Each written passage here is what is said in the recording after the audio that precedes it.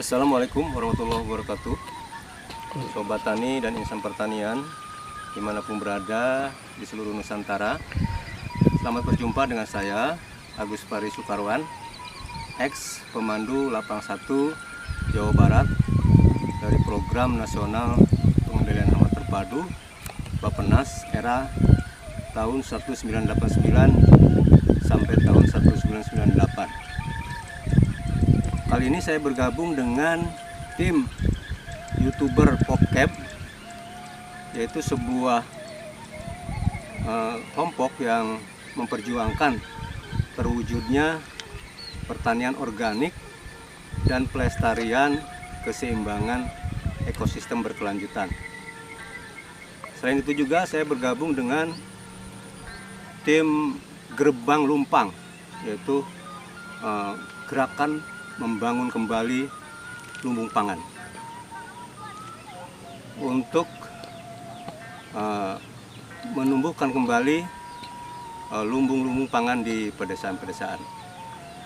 Pada episode kali ini saya ingin mempersembahkan materi yang terkait dengan keseimbangan ekosistem pertanian.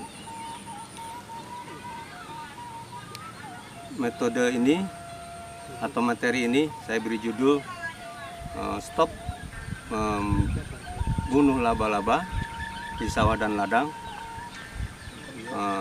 dapat mengundang banyak petaka.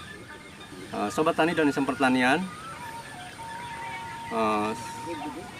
sebagaimana telah diketahui bahwa laba-laba itu adalah sejenis hewan yang berbuku-buku atau arthropoda. Dia memiliki 2 segmen tubuh, kemudian memiliki 4 pasang kaki atau 8 buah kaki. Kemudian dia tidak bersayap. Kalau berpindah dari satu tempat ke tempat lain, dia berlari cepat. Kemudian dia tidak mempunyai mulut pengunyah, jadi dia hanya mempunyai taring sebagai alat untuk menyedot makanan dari mangsa. Sobat Tani dan insan pertanian, bahwa laba-laba ini bisa hidup di mana saja. Ada yang di rumah, kemudian di pasar, ada yang di pelabuhan, ada juga yang di sawah dan ladang. Nah, di sawah ini juga banyak jenisnya laba-laba ini. Ada 2 golongan laba-laba. Yang pertama, golongan yang membuat jaring. Jadi ini laba-laba yang membuat jaring itu dia sifatnya statis, jadi menunggu mangsa datang. Kalau mangsa datang terjaring oleh jaring laba-laba ini, dia gulung lalu dia makan. Tapi ada juga golongan yang aktif, dia tidak membuat jaring tapi dia bergerak aktif mencari makanan seperti ini. Jadi dia ke bawah, ya, di bagian batang, kemudian di bagian daun mencari makanan.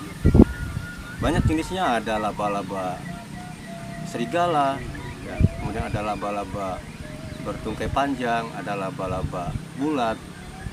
Itu semua adalah tergolong kepada musuh alami. Laba-laba itu tidak merusak tanaman, tapi dia bersifat karnivora, artinya memakan pemakan daging. Artinya dia memakan serangga-serangga yang ada di sawah ini. Baik itu serangga yang tergolong kepada serangga hama, atau tergolong kepada serangga musuh alami, atau serangga lain. Jadi semua serangga laba-laba mau dia memakannya. Jadi di ekosistem pertanian seperti ini, itu laba-laba sangat berperan untuk mengendalikan hama-hama yang datang ke lokasi sawah tersebut. Ketika tanaman padi dipanen oleh petani seperti di sebelah ini laba-laba masih tetap bisa bertahan hidup. Jadi dia memakan apa saja serangga-serangga yang ada di tunggu-tunggu padi ini. Sehingga laba-laba itu dikatakan dia memiliki strata yang paling tinggi.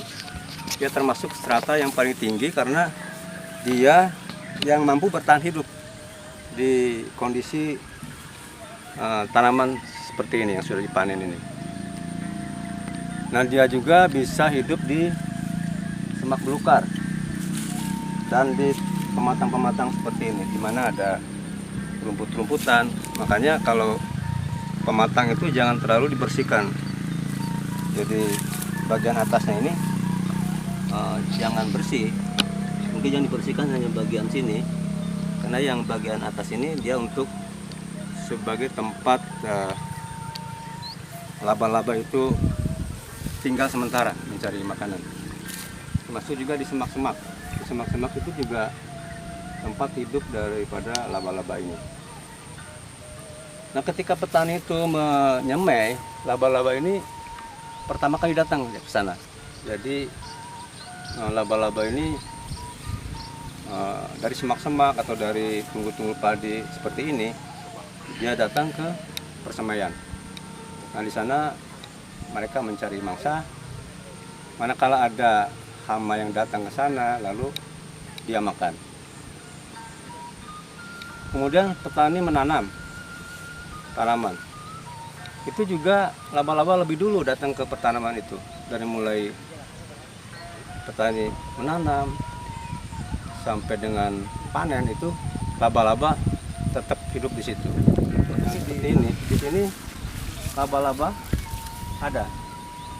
Satu rumpun ada 1 sampai 2 ekor laba-laba. Mereka menunggu mangsa yang datang ke tanaman padi ini. Jadi laba-laba ini sesungguhnya sangat membantu petani untuk menjaga tanaman-tanaman petani. Katakanlah dia adalah sebagai peronda atau bagian dari pengaman, bagian keamanan ya, dari tanaman para petani. Sekalipun para petani itu di rumah tidur, ya, tetap laba-laba ini setia pada petani. Dia siang dan malam menjaga tanamannya.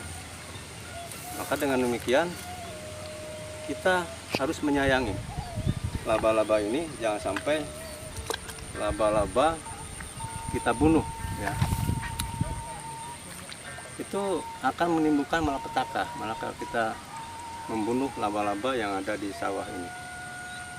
Ketika laba-laba kita bunuh, kemudian datang hama, apakah itu orang coklat, apakah itu engat penggerak batang, itu tidak ada yang memangsanya, sehingga mereka berkembang biak di sana. Makanya timbulnya kerusakan oleh hama, misalnya oleh orang coklat, sampai terjadi opal burn atau terbakar, itu memang karena dari awal itu sudah diganggu, sudah dirusak tanaman ini oleh penggunaan racun. Tapi manakala kita tidak menggunakan racun dari awal tanam, itu laba-laba bisa hidup dan berkembang biak, dan mereka akan mengamankan sawah petani sehingga sampai panen itu tanaman petani bisa aman karena dijaga oleh laba-laba ini. Sesungguhnya Allah telah menciptakan alam ini dalam keseimbangan. Seperti dalam ekosistem ini, manakala petani tidak menimbulkan kerusakan, tidak mengganggu tanamannya itu dari awal tanam, tidak melakukan penyemprotan dengan pestisida yang menimbulkan pemangsa-pemangsa hama atau musuh-musuh alami seperti laba-laba itu jadi terbunuh, maka ekosistem itu akan seimbang. Jadi ada hama yang datang ke sini akan dimangsa oleh pemangsanya, yaitu laba-laba itu. Jadi sehingga terjadi keseimbangan. Sebagaimana Allah nyatakan dalam surat Al-Mulk ayat 3 dan 4, A'udzubillahi minasyaitonirrajim. alladzi khalaqa sab'a samawati tibaqa ma taro fi khalqir rahmani min tafawuj farji'il basara hal taro min futur. Yang menciptakan 7 langit berlapis-lapis, kamu tidak akan melihat ketidakseimbangan dari ciptaan Allah yang Maha Pengasih. Maka lihatlah sekali lagi, adakah kamu melihat sesuatu yang cacat atau sesuatu yang tidak seimbang?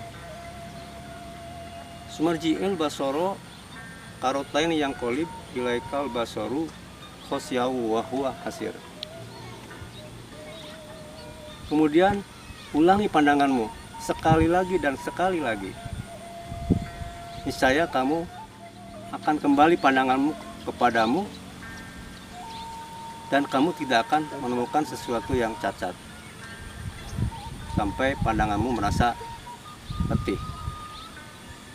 Demikian. Jadi sesungguhnya ekosistem pertanian itu sudah diatur oleh Allah dalam kondisi keseimbangan.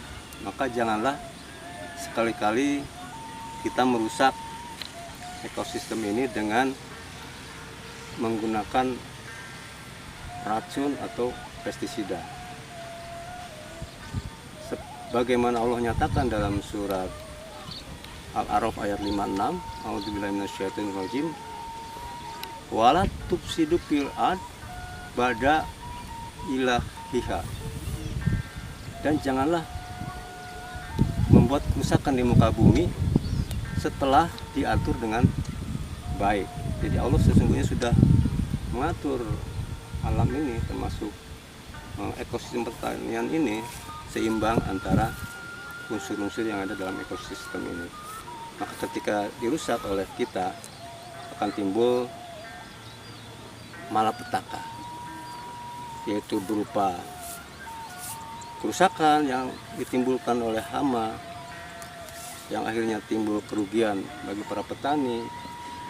Di sisi lain juga akhirnya akan ada ekses lain, misalnya akibat terserang oleh hama akhirnya kekurangan pangan sehingga terjadi kelaparan di mana-mana. Itu adalah malapetaka yang lain dari akibat kita merusak ekosistem pertanian. Sobat Tani dan insan pertanian, dengan demikian betapa besarnya peranan laba-laba di dalam ekosistem pertanian. Jadi ia mampu menjaga keseimbangan ekosistem. Dalam satu hari saja laba-laba bisa memangsa 5-7 ekor orang batang coklat, atau juga bisa memangsa serangga-serangga yang lain. Maka ketika ada serangga hama dalam satu rumpun, misalnya warna coklat hanya ada 1 ekor atau 2 ekor yang baru migrasi dari tempat yang lain, dan di situ ada laba-laba serigala, laba-laba pemburu,